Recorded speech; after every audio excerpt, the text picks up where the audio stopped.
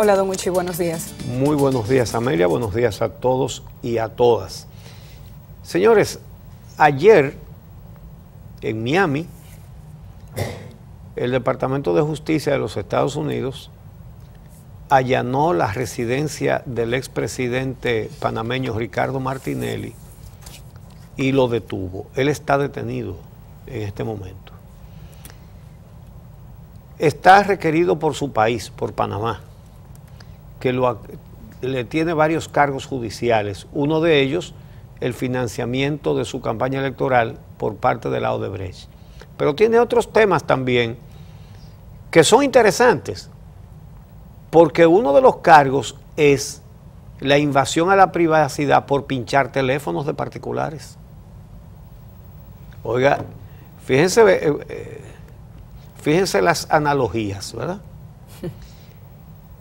El expresidente de Panamá, Ricardo Martinelli, allanado y detenido en Miami, Estados Unidos, porque su país lo pide bajo la acusación de espiar a los ciudadanos sin orden judicial y bajo la acusación de recibir financiamiento para su campaña electoral por parte de la Odebrecht.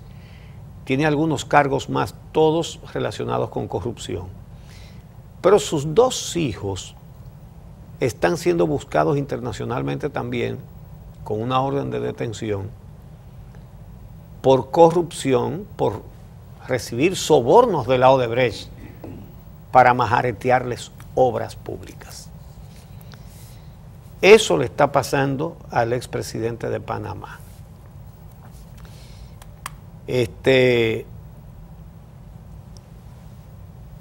Aquí, ahora mismo, hay una discusión a partir del domingo, cuando en la Marcha Verde se reclamó que los jueces procedentes del Partido de la Liberación Dominicana, que están en la Cámara Penal de la Suprema Corte de Justicia, que no están ahí por casualidad, sino porque ese es el órgano de la Suprema que trata los casos de corrupción. La segunda sala, que es la Cámara Penal de la Corte, con 3 miembros del PLD. Y ahí está el historial de decisiones en todos los casos de corrupción. Entre otros, el no al lugar a Félix Bautista, con las pruebas, por encima de las pruebas que presentó la Procuraduría General de la República entonces, la decisión a favor de prohibirle a la fiscal del distrito que investigara al entonces ministro de Obras Públicas, Víctor Díaz Orúa. Entre varias decisiones, pero esas son muy resaltantes, ¿no? Entonces, vemos ahora a algunos juristas. Miren, un abogado tiene como misión, y es muy bueno, porque eso implica que todo el mundo tiene el derecho a la defensa, pero tiene como misión defender a sus clientes. Un día pueden defender a una víctima, otro día pueden defender a un victimario. Y no es raro, ni siquiera objetable, ni siquiera criticable, que un abogado hoy, en un caso, invoque una ley a favor de un imputado y mañana invoque una ley contraria o diferente a favor de un acusador, porque ese es su trabajo. Y eso es lo que garantiza que todo el mundo tenga defensa. Pongo eso antes de hacer este comentario porque llama realmente la atención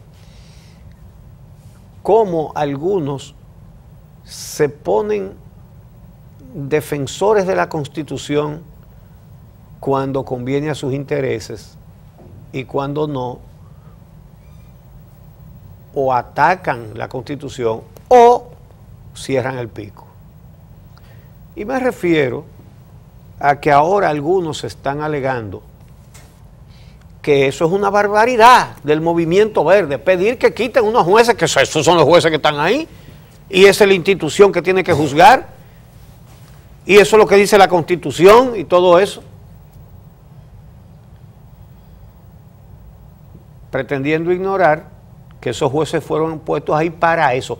Quien violó la Constitución fue el que los puso, y sobre todo por el propósito con el que los puso.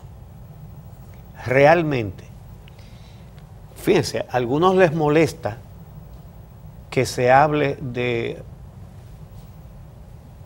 descartar, de impedir que jueces militantes políticos juzguen un caso de corrupción.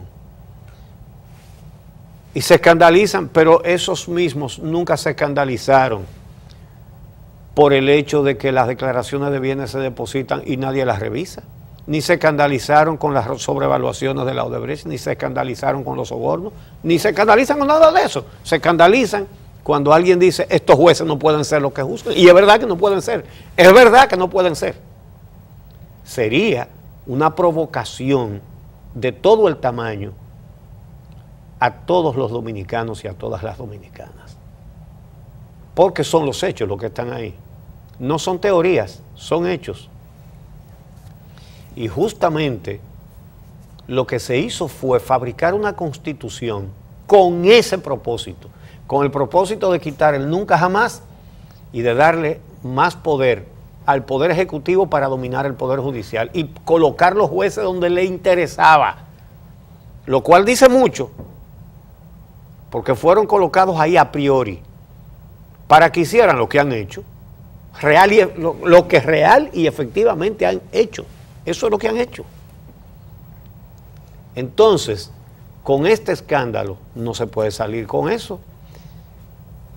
Que esos son los órganos autorizados, sí, por eso fueron asaltados, por eso fueron dominados, por eso fueron controlados y por eso fueron llenados de militantes políticos. Ahora, Uchi, lo que yo pienso que en medio de este proceso no podemos olvidar la institucionalidad tampoco. Yo creo que, déjeme darme mi opinión, la mía. Sí, déjame decir, Yo lo que creo es que deben identificarse vías institucionales que permitan evitar que estos jueces toquen el fondo de este caso. La verdad es que Amelia, pero yo no he dicho que lo saquen a empujones. Pero yo tampoco he dicho que usted dijo eso. Pues tú no sé. Me gustó mucho escuchar lo que nos explicaba Luis Rivas el otro día, el abogado Luis Rivas, sobre la posibilidad, por ejemplo, de que la Cámara Penal de esta Suprema Corte de Justicia tenga en sus manos el conocimiento de las apelaciones que evidentemente van a ser sometidas con relación a las medidas de coerción impuestas por el juez Francisco Ortega. En este caso, le caería en manos de esa sala penal el conocimiento de la revisión de esas medidas de coerción. Según las explicaciones que nos daba Rivas, esto permitiría que se tenga que reconsiderar si una vez se toque el fondo, que los jueces de esta sala no puedan acceder a ni conocer el fondo porque ya habrían tocado una parte del proceso. No recuerdo en cuál de los casos de corrupción Frank Soto intervino en 2 ocasiones y en la segunda ocasión incluso se discutió que por qué el Ministerio Público no apeló, que si mal no recuerdo fue en el caso de Félix Bautista, que él conoció una parte previa del proceso y después formó parte del pleno y todo el mundo se preguntó que por qué el Ministerio Público no lo recusó. Aquí hay entre los imputados gente del Partido Revolucionario Moderno. ¿Tú ves la institucionalidad como lo que ahora hablan de esto no dijeron nada? Pues debieron decir ahí.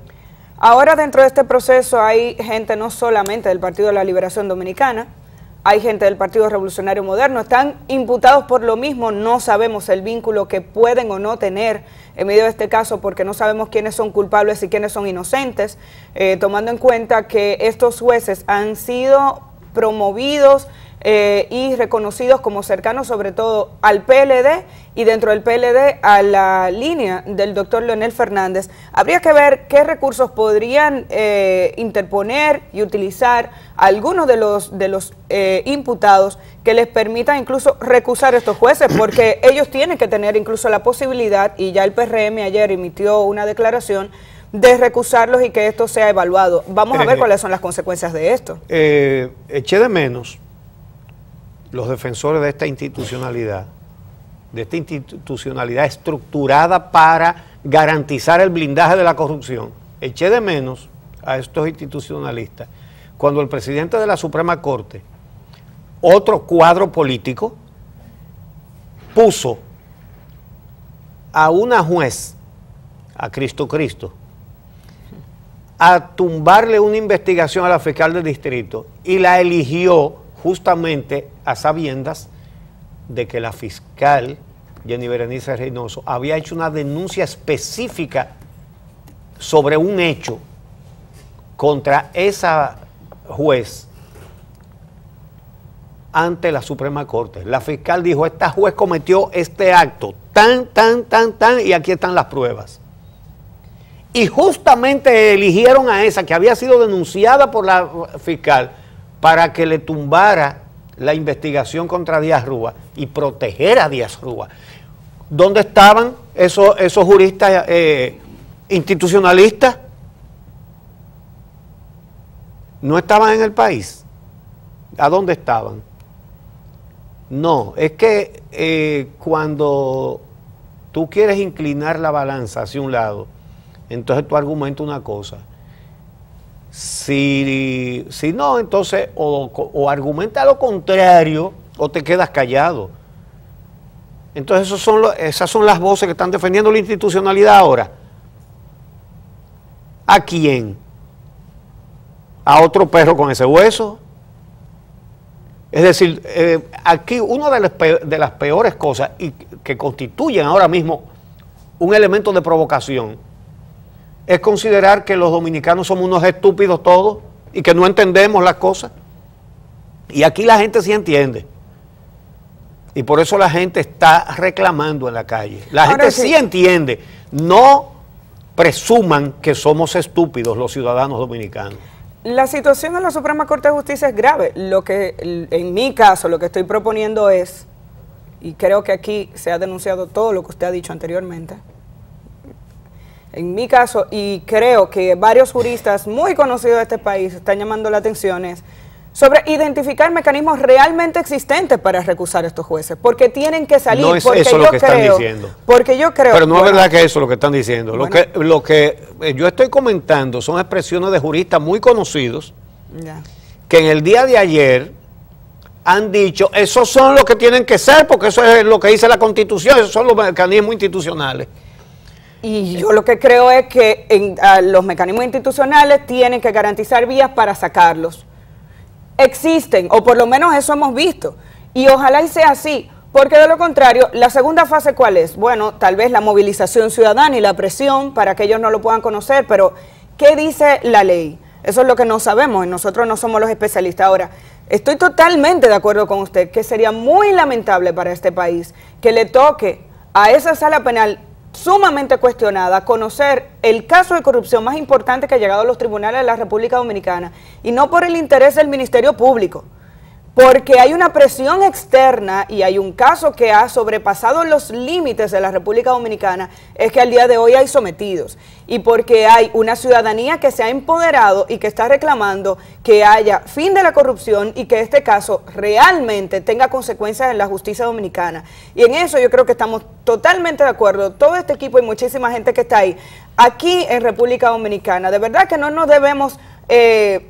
no deberíamos darle la oportunidad a esa sala penal de la Suprema Corte de Justicia para que tenga en sus manos un caso tan delicado y tan importante. Podríamos pensar que quienes hacen ese planteamiento están muy bien intencionados y son auténticos defensores de la Constitución si estuvieran diciendo